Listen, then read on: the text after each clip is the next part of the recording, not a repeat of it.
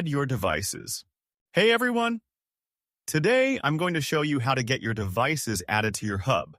But first things first, make sure your hub is already online and on your Wi-Fi. Once your hub is good to go, open up the app. It'll automatically find the most recently connected hub. Now, just head over to the Devices tab and hit the Add icon to get your first device added. You've got 4 ways to control your gear: infrared, Bluetooth, Wi-Fi, or radio frequency. If you're not quite sure which technology your device uses, we've got a handy article called "I'm Not Sure Which Type to Choose" to help you figure it out. Add an infrared device. There are 2 ways to add an IR device. You can either search for and download the code library from our database, or learn the commands directly from your original remote. Search in the database. Usually, search in the database is the best way to go. Just type in the brand and model.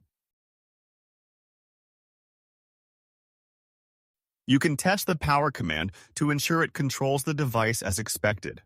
Next, you'll need to set your IR emitters. This includes the hub body, its IR ports, the remote, and any repeaters. Here's a quick pro tip. Try not to pick too many emitters for one device at once. Since they fire off signals one by one, selecting too many can cause duplicate commands or a bit of a lag. Just pick the one that works best. Finally, give your device a name. Pick a background color and a cool icon. Then hit Complete. It usually takes about 20 seconds to download, and you're all set. Your device is now officially added to the hub. Test commands to match the correct code library. Can't find your exact model in the database? No problem. You can find the right code library by simply testing a few commands. Hit the Start Testing button on the screen to get started. Select your device type and start testing the on-screen commands. If your device responds correctly to a command, hit Yes. You might need to test a few. And the system will automatically pair you with the most compatible code library. From there, you can use the test mode to double-check other buttons. Pick your IR emitter and fill in your device info to wrap things up. Learn from original remote. If you only need a couple of basic commands, like just the power button, it's actually easier to just learn them directly from your old remote. Otherwise, I definitely recommend searching the database first to get the full set of controls. That said, if your brand or model happens to be missing from the database, you can always rely on the learning mode to get it added.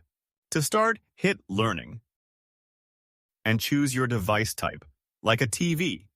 The app will ask if your original remote has a single power button, separate on and off buttons, or no power switch at all. To learn an IR command, just point your original remote at the hub and give the button a quick press and release, just like you're channel surfing on your TV. That should do the trick.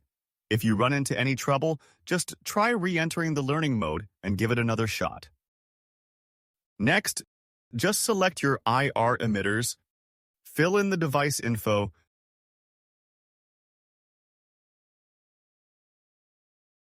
and you're all set. Your device is now officially added to the hub. Add a Bluetooth device. Let's look at how to add a Bluetooth device. Go ahead and select your actual brand from the list in the app. In this video, we'll use Apple TV as our example. Pro tip: if your specific brand isn't listed, don't worry. You can simply select a generic profile like Bluetooth keyboard, Android box, or other. Since the X2 pairs as a standard input device, these generic profiles will still allow you to control your gear perfectly. Now, find your device in the app and start downloading the code. Give it about 20 seconds to wrap things up. Once that's done, grab your Apple TV remote and head over to Settings on Bluetooth. Look for a device starting with SofaBaton and select it to pair. If SofaBaton doesn't show up, don't worry. Just try toggling your Bluetooth off and on. Then, go back one page in the app and hit Continue to let the hub re-enter pairing mode. Once paired, the app will pop up a notification right away to let you know. Add Wi-Fi control device. Currently, the X2 offers two ways to add Wi-Fi devices: scanning your local network directly or connecting via a cloud account token. For direct local scanning, the X2 supports Roku, Sonos, and Philips Hue. For Android users, the app scans automatically. If you're on iOS, simply pick your brand first. The rest of the process is exactly the same. Here's a quick pro tip. If nothing is popping up, don't sweat it. Usually, it just means your phone and the hub aren't on the same network. Also, make sure you're on 2.4 GHz Wi-Fi. The hub connects best on that frequency. Back to the setup, find your device in the list and tap on it. Then, follow the app prompts, fill in the device info,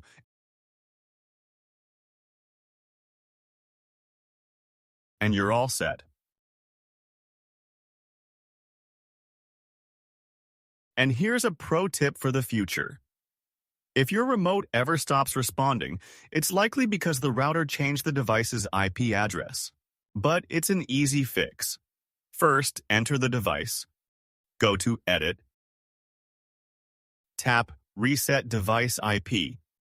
Confirm the IP and hit Complete. That usually gets everything working again instantly. Add via cloud.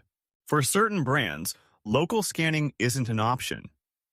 The SofaBaton app needs an authorized API key or token to connect via the cloud. Currently, supported brands include Govee and LifeX, with more likely to be added later. Next, we'll use LifeX for this demo.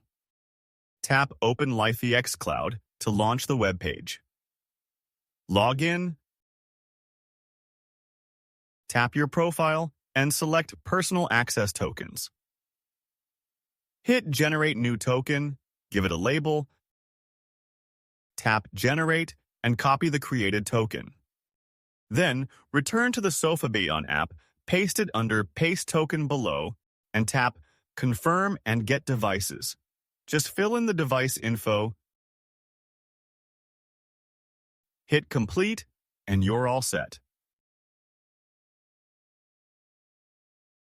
Add a RF device. Here you can add your RF devices. Whether it's 433 or 315 MHz, the hub learns directly from your old remote. The process is identical for both frequencies. Just pick the one you need to enter the list. We'll use RF31 for this demo. Select the button you want to program and hit to learn to put the hub into learning mode. Here's the trick for a clean signal. Keep away from heavy electronics.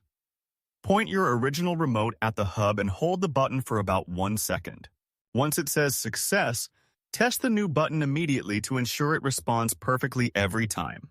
But if learning fails, simply re-enter learning mode. And a quick note. Advanced devices using rolling codes might be incompatible with standard signal learning. Back to the setup.